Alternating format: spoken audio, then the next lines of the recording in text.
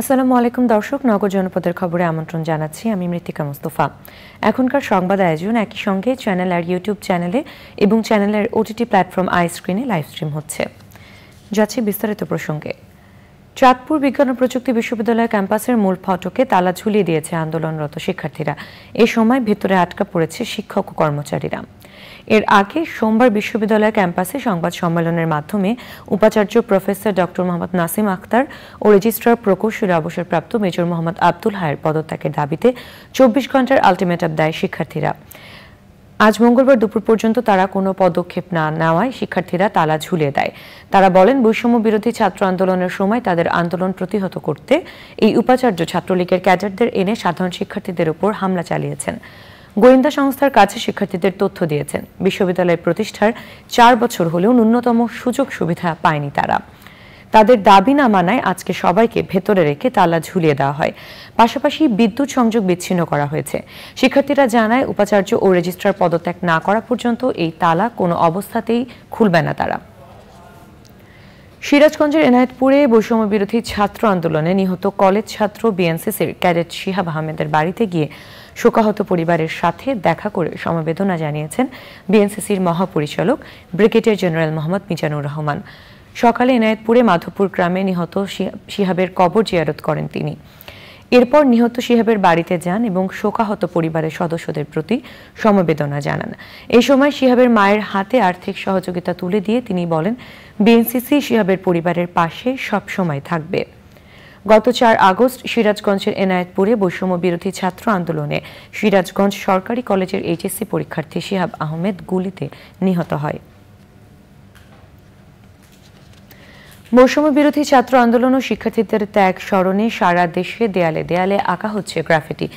মেহেরপুর ও গাইবান্ধায়ও গ্রাফিটিতে অংশ নিচ্ছেন বিভিন্ন স্কুল কলেজের শিক্ষার্থীরা। প্রতিনিধিদের পাঠানো তথ্য ভিডিওচিত্রে সাদিয়া ওমরের রিপোর্ট। মেহেরপুর শহরের বিভিন্ন দেয়াল নানা ধরনের গ্রাফিতিতে ভরে উঠেছে।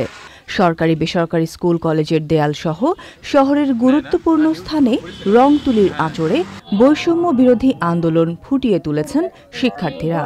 এমন শিল্পকর্ম নজর কেড়েছে পথচারীদের। আমরা এখানে গ্রাফিতি করছি, যে আন্দোলনটা আমাদের হলো, আমাদের ছাত্র সমাজের যে আন্দোলনটা, সেটারই বলতে পারেন স্মৃতি। আগামী প্রজন্ম যেন আমাদের দ্বারা জানতে পারে যে এইভাবে আমরা কাজ করলে আমাদের পরিবেশটা সুন্দর হবে এবং দেশ আগামী দিকে এগিয়ে যাবে।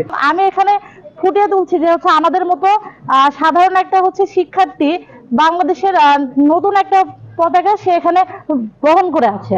মেরামত করছি এবং সংস্কার করছি, এখন আমাদের কাজ চলতেছে। আশা করি আমাদের এগুলা সম্পূর্ণ কাজ করে আমরা ফিরবো ইনশাল্লাহ। আমরা কি করেছি, আমাদের কলম খাতা আর বই নিয়ে অংশ করেছি, আমাদের যে সুশিক্ষা সেটাকে দেখিয়েছি। গ্রাফিতির মাধ্যমে পরবর্তী প্রজন্মের কাছে শিক্ষার্থীদের অবদান তুলে ধরার জন্যই এ উদ্যোগ বলছেন সমন্বয়করা। ছবি গ্রাফিকটা তার মাথায় খুব আকর্ষণ হয়, সেই লক্ষ্যে আমরা এই কাজটা করেছি, যেন যে নেক্সট প্রজন্ম সেটা বুঝবে যে ছবি সালে কি হয়েছিল। গাইবান্ধার গোবিন্দগঞ্জের দেয়ালেও চলছে আঁকা আঁকির কাজ। বিভিন্ন পোস্টার ব্যানারে ছেয়ে থাকা দেয়াল পরিষ্কার করে সৃজনশীলতার মাধ্যমে আশা আকাঙ্ক্ষার প্রতিফলন ঘটাচ্ছেন শিক্ষার্থীরা। পুরো বাংলাদেশ যেমন এক ধরনের বাক স্বাধীনতার মধ্যে ছিল না, এখন আমরা সবাই যেটা বলছি স্বাধীন, তো সেটারই চিত্রকল্প তুলে ধরার চেষ্টা করছি যে তরুণরা চাইলে অনেক কিছুই করতে পারে। অবদান ছিল বলেই আজকে আমরা এরকম সার্বভৌমত্ব আবার বাংলাদেশকে দেখতে পাচ্ছি। এটাকে আমরা দেয়ালে প্রতিফলিত করছি অঙ্কনের মাধ্যমে। মুক্তভাবে নিজে প্রতিবাদ করতে পারতো না, ন্যায্য কথা বলতে পারতো না। এখন যেই সরকার থাকুক, যে দায়িত্বে থাকুক, সবাই নিজে যেটা যৌক্তিক, যেটা ন্যায় সঙ্গত সেটা বলতে পারবে। সমতা ও মানবিকতার বাংলাদেশ বাস্তবায়নেই এমন উদ্যোগ বলছেন সংশ্লিষ্টরা। Sadia Omar, channel I. দেশে চলমান পরিস্থিতির কারণে 24 দিন বন্ধ থাকার পর মঙ্গলবার সকাল থেকে জামালপুরে ট্রেন চলাচল শুরু হয়েছে। ট্রেন চলাচল শুরু হওয়ায় খুশি সাধারণ যাত্রীরা। প্রথম দিন চলাচল করা ট্রেনগুলোতে যাত্রী ছিল কম। জামালপুর জংশন রেল স্টেশনের মাস্টার শেখ উজ্জ্বল মাহমুদ জানান, লোকাল এবং মেইল ট্রেন চলাচলের মধ্যে দিয়ে ট্রেন চলাচল শুরু হয়েছে। মঙ্গলবার 2 জোড়া কমিউটার, 2টি মেইল ও 4টি লোকাল ট্রেন চলাচল করছে। বৃহস্পতিবার থেকে আন্তনগর জামালপুর এক্সপ্রেস বাদে সব ট্রেন চলাচল শুরু হবে।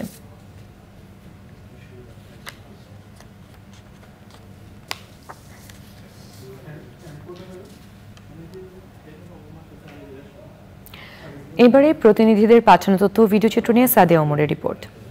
মানিকগঞ্জের সিংড়াইয়ে মন্দির পরিদর্শন ও সনাতন ধর্মাবলম্বীদের সাথে মতবিনিময় করেছে সেনাবাহিনী। নাজিরপুর এলাকার শ্রী রাধা গোবিন্দর জিওর আখড়া পরিদর্শন করেন সেনাবাহিনীর ৯ম পদাতিক ডিভিশনের GOC major general Mohammad Moin Khan. Jhenaidah সহ সারা দেশে সহিংসতা, ভাঙচুর, লুটপাট ও চাঁদাবাজির প্রতিবাদে বিক্ষোভ মিছিল সমাবেশ করেছে বৈষম্য বিরোধী ছাত্র আন্দোলনের শিক্ষার্থীরা।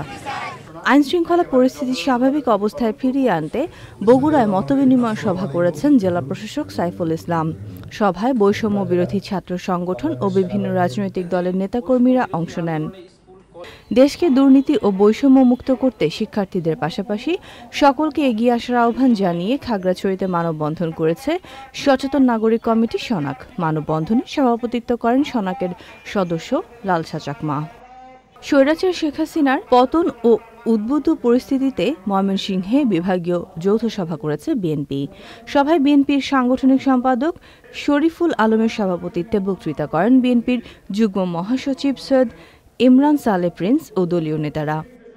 চলমান আইনশৃঙ্খলা নিয়ন্ত্রণে রাখতে নরসিংদীতে সনাতন ধর্মাবলম্বীদের সাথে মতবিনিময় করেছেন সেনাবাহিনীর commanding officer lieutenant colonel Fahim Mahbub. শহরের গোপীনাথ জিওর মন্দিরে এই মতবিনিময় সভা অনুষ্ঠিত হয়। শান্তি ও সম্প্রীতি বজায় রাখতে বরিশালে মতবিনিময় সভা করেছে জেলা স্কুলের শিক্ষক ও শিক্ষার্থীরা। রাজশাহীতে সম্প্রীতি সমাবেশ হয়েছে। মহানগরীর কয়েরদারা এলাকায় একটি গির্জায় সম্প্রীতি সমাবেশ করেন স্থানীয় ছাত্র জনতা ও বিএনপির নেতাকর্মীরা।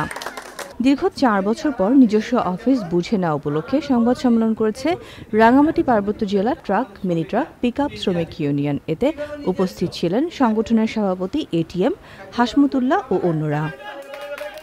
Sadia Omar, channel I. দর্শক, নগর জনপদের খবর আজকের মতো এই পর্যন্তই। পরবর্তী কৃষি সংবাদ দেখার আমন্ত্রণ জানিয়ে শেষ করছি। ধন্যবাদ সবাইকে।